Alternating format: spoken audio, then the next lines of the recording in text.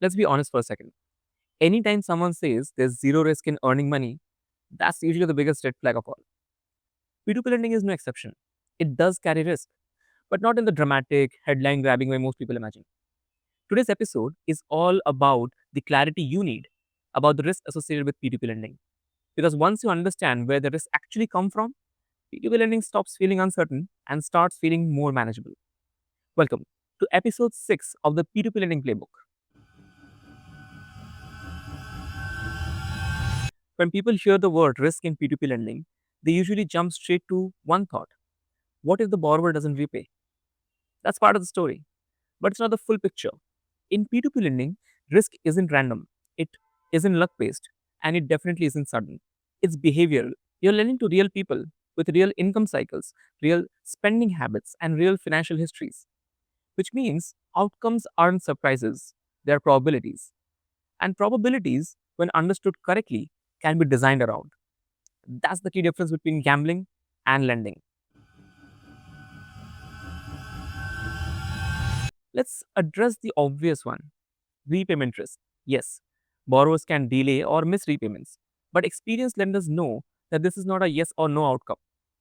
Repayment behavior exists on a spectrum.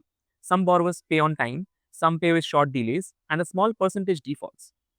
Borrowers are graded based on multiple factors, including income stability, past repayment behavior, existing obligations, and consistency over time. The goal isn't to eliminate repayment issues. That's unrealistic. The goal is to keep them predictable, distributed, and limited. And that's where structure matters far more than return numbers. Having said that, let's move on to the next risk.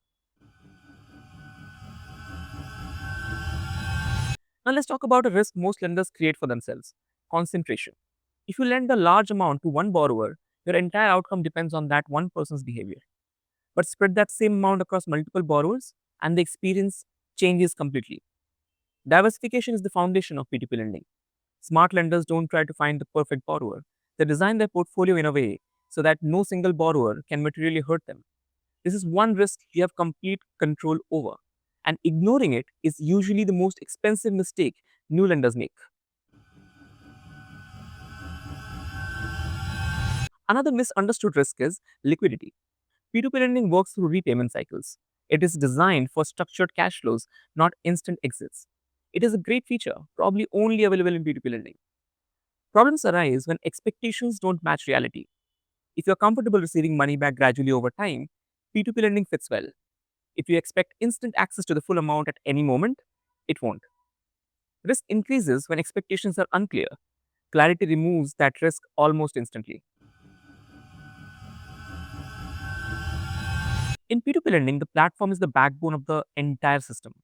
A strong platform focuses on disciplined borrower evaluation, clear fund movement, and long-term ecosystem stability. Platforms like Lending Club operates under the Reserve Bank of India's NBFC P2P framework, are built to act strictly as intermediaries. This structure does not remove risk, but it removes chaos. And in finance, chaos is far more dangerous than measured risk. There is one risk most people never account for: emotion. Some lenders panic at the first delayed repayment, others get overconfident over a few smooth months. Both reactions increase risk. P2P lending rewards calm behavior, not constant reaction. The most successful lenders are not aggressive, they're consistent, patient, and that's exactly why it works for them.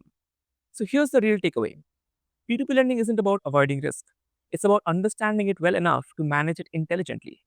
When lenders diversify properly, align expectations, stay disciplined, and choose structured platforms, risk become controlled, not overwhelming. And that is when P2P lending starts doing what it is meant to do: deliver steady outcomes without drama. In the next episode of P2P Lending Playbook, we'll talk about how lenders can build a sustainable, long term lending approach, not just short term returns. If this episode gave you clarity, share it with someone curious but cautious. See you in the next episode where we talk about the ecosystem in P2P lending. Until then, signing off.